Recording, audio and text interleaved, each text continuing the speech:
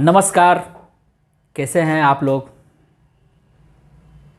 आशा करता हूं कि आप भी ठीक होंगे। एक घटना है जो मैं आपसे रूबरू करवाना चाहता हूं। घटना तो बहुत सारी होती है, हर घटना पर मैं पहुंच नहीं सकता, तो हमें लगा चलो कहानी के माध्यम से आपको घटना की जानकारी दूं। आज मैं आपको एक ऐसी घटना से रूबरू करवाऊंगा जिसे जानेंगे तो आपके रोंगटे खड़े हो जाएंगे। एक पिता, माँ और चाचा कैसे 21 वर्षीय बेटी की बेदर्दी, बेरहमी, निर्मम तरीक़ा से हत्या कर देता है और पुलिस को चकमा देने का सारा काम करता है, पुलिस को गुमराह करता है, थाना में केस दर्ज करवाता है कि मेरी बेटी लापता हो गई। लेकिन बेटी लापता होती नहीं है, बेटी को मार दिया जाता है। लड़की से गुनाह यह होता है कि उसके पास प्रेगनेंसी किट उसके बैग में मिलता है, जो लड़की की माँ देख लेती है।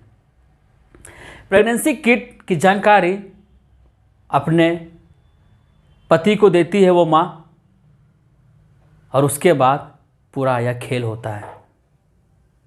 कहानी काफ़ी अचंभित है, मैं बारी बारी से बताऊंगा कि कैसे क्या हुआ। सबसे पहले ये जानिए आप, यह मामला कहाँ का है। यह मामला कौशाम्बी के मंझनपुर थाना क्षेत्र के टेंशा अलामाबाद का है। मजदूरी करने वाले नरेश, उनकी पत्नी शोभा और उनकी बेटी निशा। नरेश मजदूरी करते हैं और उनकी पत्नी गृहिणी है, और 21 वर्षीय बेटी निशा अपने ख्वाब को पूरा करने के लिए कॉलेज जाती है। यह कहानी तीनों पर घूमती है। निशा अपने डेली लाइफ की तरह रोज घर आती है, कॉलेज जाती है। इसी बीच उनकी माँ शोभा को पता चल जाता है कि एक प्रेगनेंसी किट के बारे में। प्रेगनेंसी किट में निशा पॉजिटिव रहती है। माँ को भनक लग जाती है। माँ पूछती है बेटी से, बेटी बता ये क्या है। बेटी पल्ला झाड़ लेती है, ये बोलती है मुझे नहीं पता किट किसका है, नहीं है, किसी ने डाल दिया। उसी दिन से माँ अपनी बेटी का निगरानी रखना शुरू कर देती है। तो धीरे धीरे पता चलता है कि निशा का चक्कर कॉलेज के लड़के से है, जिसने निशा को प्रेग्नेंट कर दिया है। निशा की मां तब अचंभित हो जाती है जब उसके बैग में प्रेगनेंसी किट के साथ अबॉर्शन किट भी होता है। मां बताती है अपने पति को, नरेश को बताया जाता है। पिता जब जानता है तो वो सोच नहीं पाता है, करे तो करे क्या।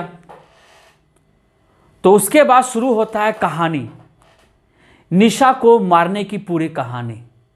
निशा को बार बार समझाया जाता है कि निशा तुम कबूल करो कि सच्चाई क्या है। निशा नहीं बताती है। निशा हर बार बात को टाल के चली जाती है। जिस शाम यह घटना घटी वो शाम थी 31 जनवरी का। उसी दिन आखिरी बार निशा अपने माता पिता के साथ खाना खाती है। खाना खाने के बाद निशा रोजमर्रे की तरह अपना बेड पर चली जाती है सोने के लिए। पिता 31 जनवरी को मन बनाया रहता है कि किसी तरह से आज इसको छोड़ेंगे नहीं, चूंकि यह लड़की हमारा पगड़ी उछालने की काम की है। पिता नरेश, माता शोभा दोनों मिलकर अपनी एकलौती बेटी को 31 जनवरी की रात को ही गला दबाकर हत्या कर देता है। चिल्लाने का मौका भी नहीं देता है। मां अपने बेटी के मुंह में कपड़ा ठूंस देती है ताकि आवाज चीख बाहर ना गूंजे, गांव में ना गूंजे। 21 वर्षीय निशा की अपने ही माता पिता के द्वारा हत्या कर दिया जाता है। अब लाश को छिपाने की पूरी कहानी गढ़ी जाती है कि कैसे इस लाश को छिपाया जाए। पिता नरेश अपने 2 भाइयों को फोन करता है और बुलाता है। उसके 2 भाई पहुंचते हैं और कहते हैं नरेश कि इस लाश को ठिकाना लगा दो, लाश को ऐसे गायब करो कि किसी को भी ना मिले। निशा के चाचा बाइक पर डेड बॉडी को लेते हैं और दोनों चाचा गांव के दूर इलाके में डेड बॉडी को फेंक आते हैं। तब फिर चाचा आपस में बात करते हैं, दोनों चाचा, कि भैया ने कहा है कि इस डेड बॉडी को छिपाना है, अगर इस तरह से छोड़ देंगे तो भैया मामला गड़बड़ा जाएगा।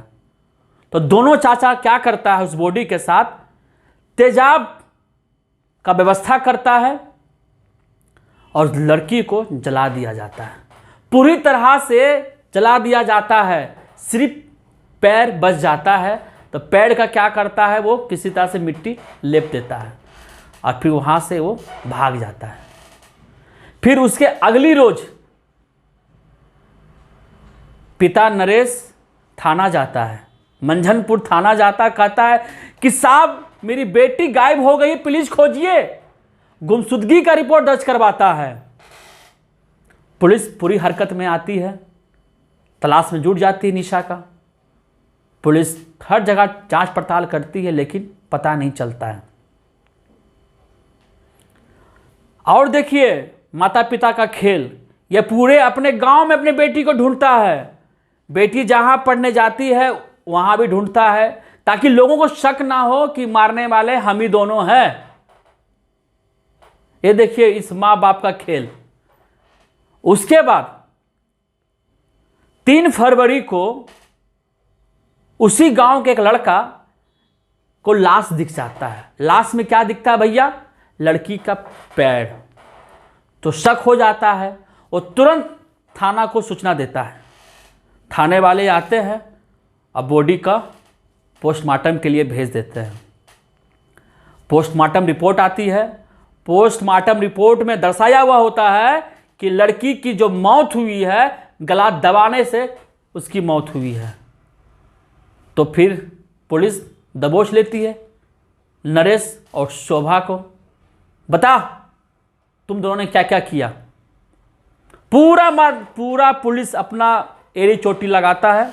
उसके बाद पूरा बात कबूलता है। पिता नरेश बोलता है कि हाँ मैंने अपने बेटी को मारा है। मां बोलती है हाँ हमने अपने बेटी को मारा है, इसलिए मारा है कि वो प्रेग्नेंट थी। मैं अपना इज्जत का कचरा नहीं कर सकती थी, इसलिए मैंने अपने पति का सहयोग किया इसको मारने में। चाचा बोला हाँ मैंने लाश का ठिकाना लगाया है, हाँ मैं लाश पर तेजाब डाला क्योंकि ये हमारे कुल खानदान का नाम बदनाम कर देती, इसलिए इसे मारा गया। सभी आरोपी इस वक्त जेल में हैं। सवाल यह उठता है अगर किसी लड़की के बैग में प्रेगनेंसी किट मिल जाए क्या उसकी हत्या कर दी जाए। उस लड़की का अबॉर्शन भी करवाया जा सकता था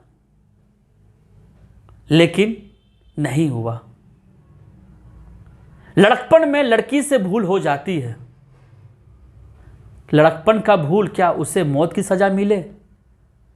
क्या हमारा समाज इस ओर बढ़ रहा है? अपराधी कहीं और नहीं होते हैं, घर में ही अपराधी होते हैं। निशा को मारने वाले कोई और नहीं, उसके मां बाप चाचा हैं। एक प्रेगनेंसी किट मिलने के बाद यह बवाल हुआ। आज वो लड़का छुट्टा सांड की तरह पूरा घूम रहा है, उस पर कोई कार्रवाई नहीं, उस पर कोई एक्शन नहीं। सवाल यह उठता है उस निशा को गर्भवती किसने किया? निशा दोषी है या फिर वो लड़का? इस लड़की की उस लड़के से शादी करवा दी जाती। जब जान गया कि बेटी प्रेग्नेंट है तो मारने की क्या ज़रूरत थी। इस तरह से हमारा समाज आगे बढ़ रहा है। दोस्तों, ये थी एक प्रेगनेंसी किट मिलने की कहानी। किस तरह से माँ बाप ने ही अपनी बेटी को, इकलौती बेटी को हत्या कर दिया। समाज हमारा यही है और हमारा समाज बदल रहा है। आपको यह वीडियो कैसी लगी कमेंट करके ज़रूर बताएं ताकि हम और भी सुधार कर सकें। अगर आपको यह वीडियो पसंद आई है तो प्लीज़ शेयर कीजिए। आपका बहुत बहुत धन्यवाद। हमसे जुड़े रहने के लिए हमारे YouTube चैनल को सब्सक्राइब करें और नई वीडियो की नोटिफिकेशन के लिए बेल आइकॉन को दबाएं। अगर आप ये वीडियो Facebook पर देख रहे हैं तो लाइक जरूर करें और ज्यादा से ज्यादा शेयर करें। धन्यवाद।